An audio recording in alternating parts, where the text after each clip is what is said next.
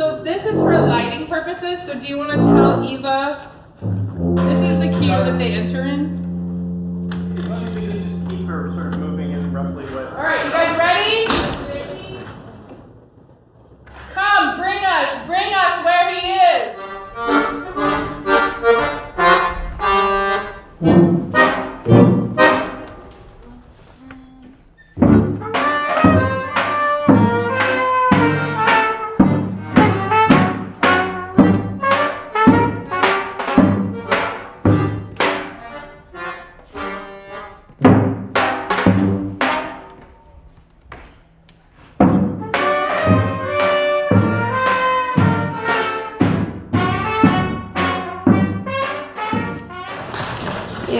Is that perfect? Do you want to test it? We were curious if we could do the things we cared about, if we could approach character in a rhythmic way, if we could create a complete world where design and acting style and physicality all work together. Could we do that with this existing script, but make it feel like it was an original Pig Iron work? Malvolio is a peg of Ramsey. And 3 merry men be we. Am not I consanguineous? Am I not of her blood? Ooh. I just want to remind you that the songs it's not a real song, I don't think. Is that how you guys think of it? I think of it as... You're making it up. Well, or like maybe the first line is "Farewell, dear heart, for I must needs be gone" is a line, and then the rest is like making up a song to sing. Twelfth Night is one of the only times that we started with a script. We work with a company of performer creators, people who are trained to improvise and generate script on stage, and then we collaborate with writers and designers to create, we call it total works of theater, so the design, the acting style, and the writing all arrive at the same time.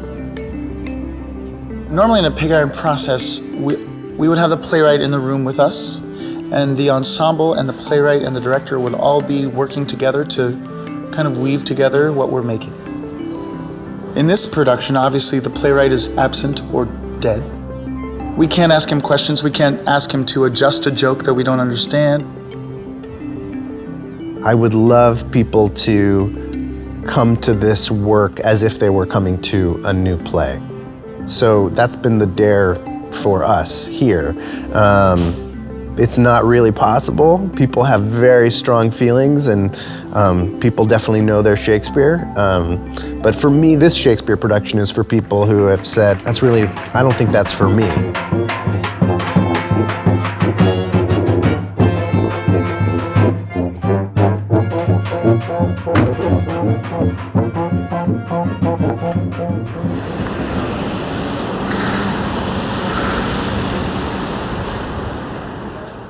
Alas, poor Yorick.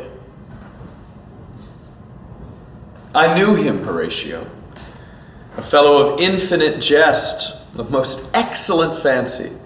He hath borne me on his back 1,000 times, and now how abhorred in my imagination it is.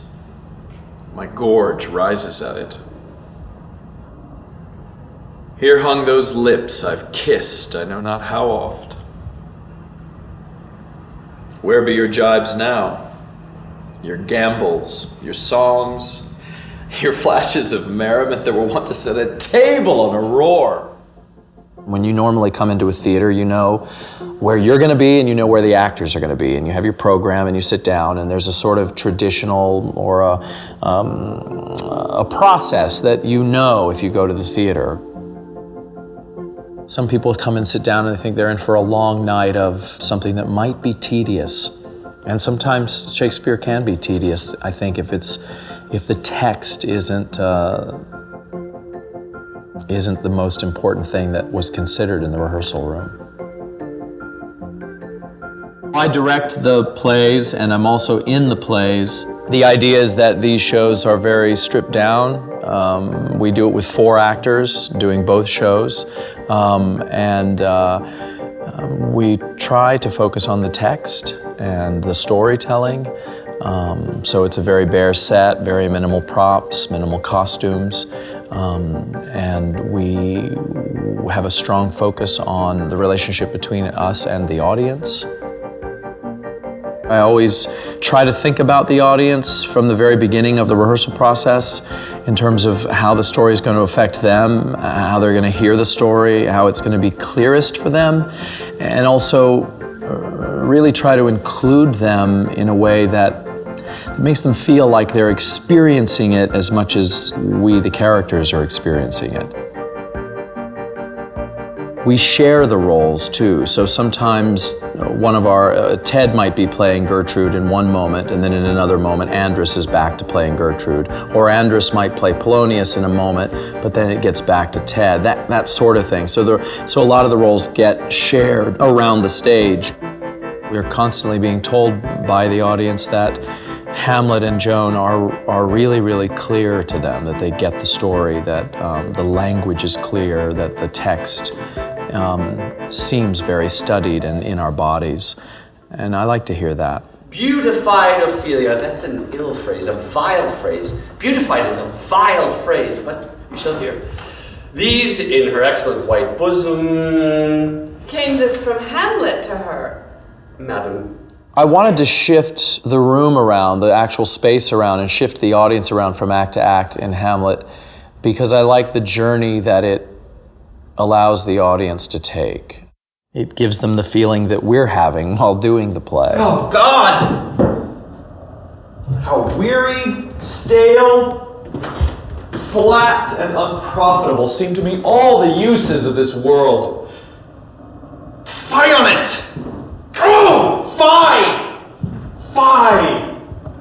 'Tis an unweeded garden that grows to see things rank and gross in nature, possess it merely that it should come to this.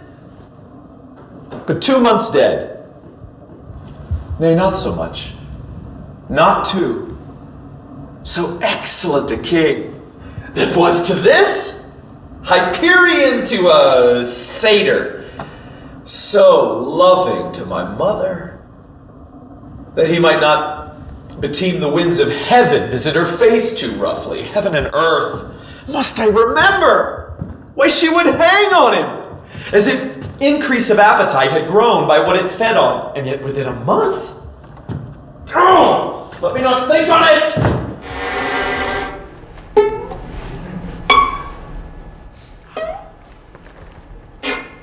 I will fetch you light and paper and ink.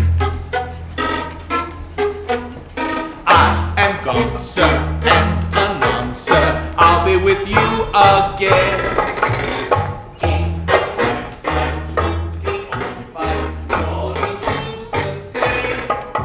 Sometimes people ask me, well, what's your approach to Shakespeare? I guess I call it the neuroscientific approach. What I'm really talking about is some of the contemporary research in neuroscience about communication and language, and about how much communication and understanding happens outside of syntax.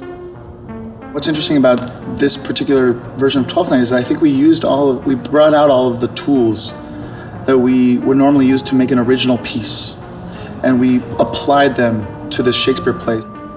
We tend to create characters physically, from a physical basis, and those tend to be kind of larger than life characters. Earth hath present laughter. What's to come? For this particular piece, we explored a lot of the intersections between the way a body looks when it's drunk and the way that a body looks when it's in love, and then sort of the cross-section of those two modes made for a lot of the characterizations that you see in our Twelfth Night.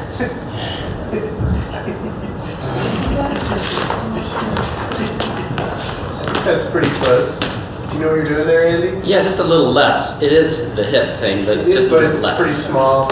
It's like you believe the hip has the energy to pull, but you're really just doing a counterbalance and letting the left shoulder kind of reach. And the left shoulder just is enough to keep the butt up. We have a specific language around breath and imagination and gaze and how the performer is using space. All of those things together become the basis of an acting state and a style. Even though we're older now, that's what makes us still a physical theater company, even though not all of our work is physical in the sense of acrobatic at this point. We pride ourselves on doing things that other people won't do, that are unusual, taking risks, and also having a pretty good sense of humor about it.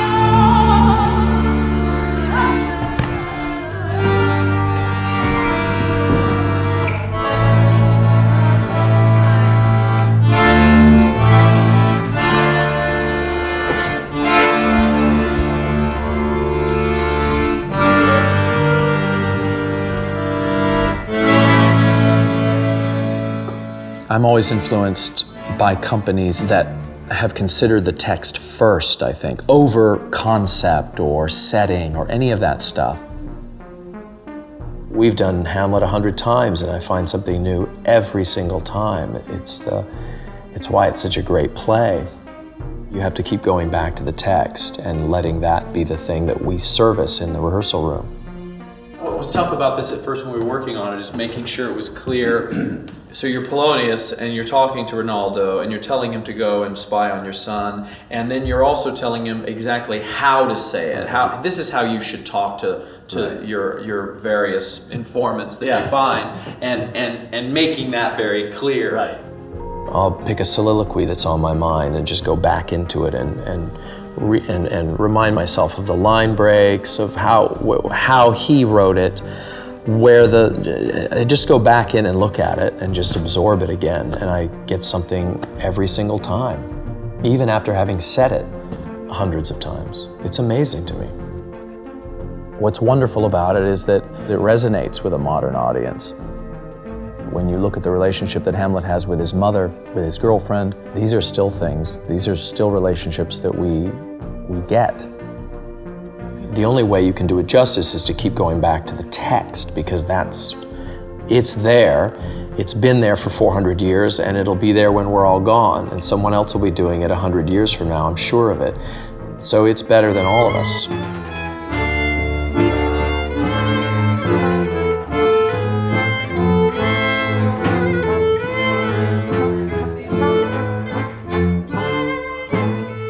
We added a wedding at the end of Act 4 between Mariah and Obie, which is absolutely not in the play. It's the moment in the play where the most space gets used and it gets super chaotic. To me, it's the most exciting use of the raucous, drunken, wild music and the use of the band. For any modern audience, I think watching a Shakespeare play is a little bit like adjusting to another language, almost like watching a foreign film or something. Our approach was musical. If we can make the music of it funny, it doesn't matter that the words are out of date sometimes.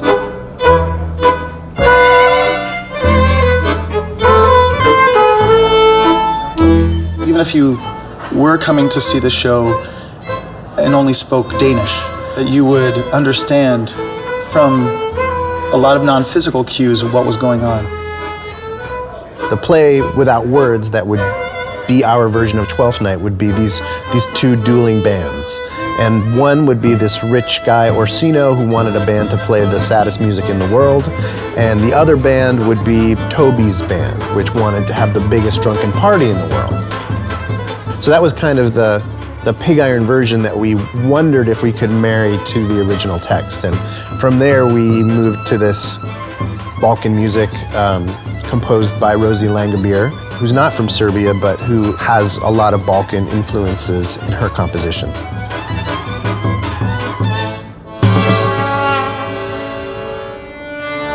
I hold Shakespeare in really high regard, but I think that the religious feeling that's built up around Shakespeare as the pinnacle, I think is a shame.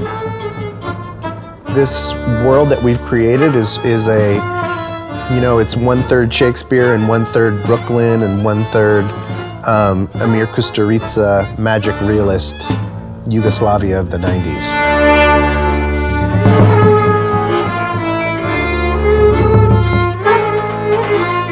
I have rebelled against so much of the text work that informs so many contemporary American productions of Shakespeare, where people are focused on, I just have to get the text really clear and I have to pronounce the text very clear. Instead, my focus has been on all of the other sounds, breaths, somatic experience, which allow people to understand each other and allow the actors to play together. There's something about Horatio that he's so sort of, I don't know, the way he kind of cradles Hamlet, you know, and nurtures him throughout. Doing Hamlet so many times has just, it keeps making me a better and better actor. There's so much that you just walk out and get to live on stage. You don't have to fill in any blanks, really. Hamlet loses a lot of relationships throughout the play because people disappoint him and he cuts them off. That's something that's happened to me in my life, and it resonates with me really deeply in the play. Learning something as that character, as he does when he comes back from England, and so many things have settled inside of him. That's an amazing journey to take. You have to come in every night and go from the beginning of that and make sure you're in a place to be at the beginning of that and not know so many things and be grappling with so many things. I don't know that I want to do this particular thing again. For me, when the day starts and I know I'm going to go that night and do Hamlet, it's a bit of a torturous day. There's always this heavy anticipation that at night I have to go do that. My relationship to it is on shakier ground. I don't enjoy it all of the time. I enjoy maybe 1 in 3 or 4 of the shows where I feel like I'm really confident with it and that I'm immersed in it and I can get out of my head and have no expectations for myself and not worry about the expectations that the audience has. I don't know, maybe I put too much expectation on it myself. My father's brother. Ugh. But no more like my father than I to Hercules within a month. Ere yet the salt of most unrighteous tears had left the flushing in her galled eyes. She married. Oh, most wicked speed to post with such dexterity to incestuous sheets. It is not, nor it cannot come to good. But break my heart, for I must hold my tongue.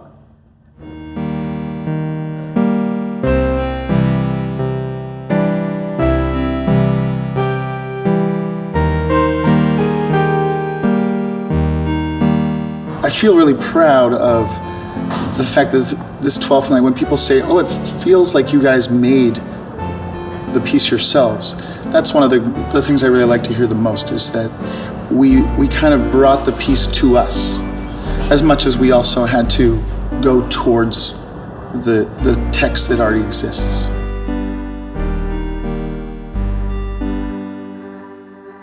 Here I am in 2014 with these concerns, these questions, these obsessions in the time I'm living in right now, and how can this play that's so old somehow also relate to those things? If I take a director and a group of actors and designers and they start considering a play, that particular group is going to be unique because of those individuals. And so I think then if you took another group and they considered the same play, you're going to get something completely different out of it just because of the personalities and the people that are involved and how it hits them. That's where the new stuff comes out because of who's considering it, who's putting the play on, I think. There are times where people want something new, and then there are times where people want to somehow reflect the age they're living in a pre-existing script. There's a way in which you in the moment that you're living in, go and you meet the play, and you have a conversation. In his rage and his wrath, cries out.